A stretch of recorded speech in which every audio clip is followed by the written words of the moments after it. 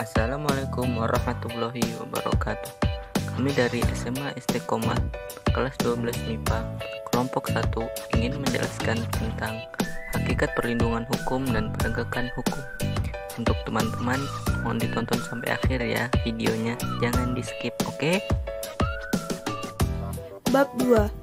Hakikat perlindungan dan penegakan hukum. Pengertian hukum. Hukum adalah aturan yang bertujuan mengatur pergaulan hidup, dibuat oleh lembaga yang berwenang bersifat mengikat dan memaksa. Hal ini dikenakan sanksi bagi yang melanggar, sesuai dengan pasal 1 ayat 3 Undang-Undang Dasar 1945, bahwa negara Indonesia adalah negara hukum. Bayangkan, apa yang akan terjadi jika hukum tidak ditegakkan, tidak ada aturan, hukuman, sanksi, atau yang lainnya. Sudah dipastikan bahwa masyarakat akan berbuat semena-mena. Maka dari itu, hukum sangatlah penting bagi kehidupan bermasyarakat. Negara hukum memiliki 3 prinsip dasar. Yang pertama adalah adanya supremasi hukum, di mana hukum berada di atas segalanya. Semua harus berlandaskan hukum-hukum dan berlaku untuk semua orang. Kedua, kesetaraan di depan umum. Dan yang ketiga adalah penegakan hukum. Berikutnya ada hakikat perlindungan dan penegakan hukum. Di sini tertera pengertian perlindungan hukum menurut beberapa tokoh. Yang pertama ada menurut Andi Hamzah.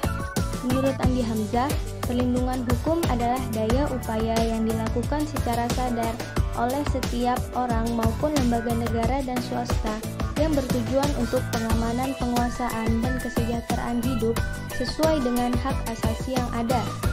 Berikutnya ada menurut Simanjuntak.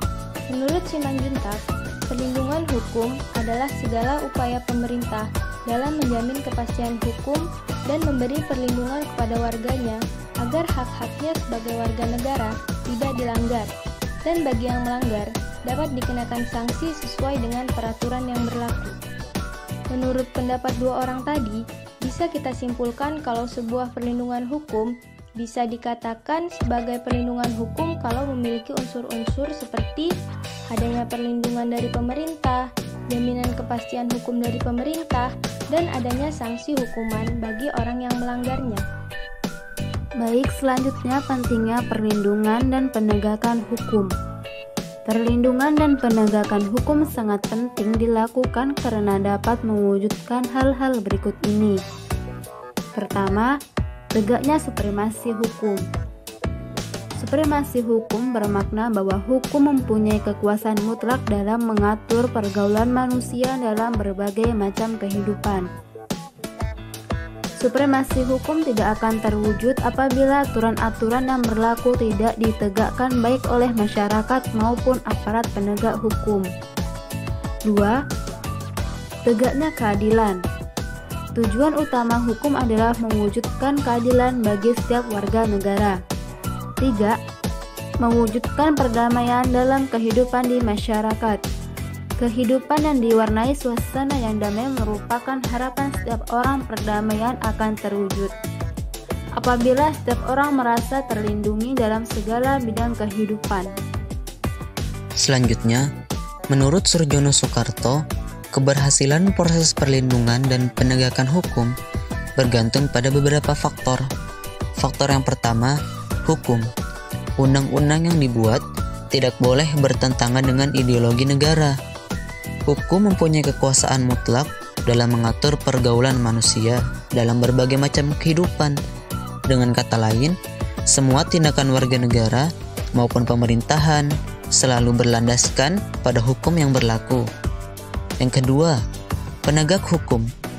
Menjalankan tugas tersebut dilakukan dengan mengutamakan keadilan dan profesionalisme, sehingga menjadi panutan masyarakat serta dipercaya oleh semua pihak termasuk semua anggota masyarakat.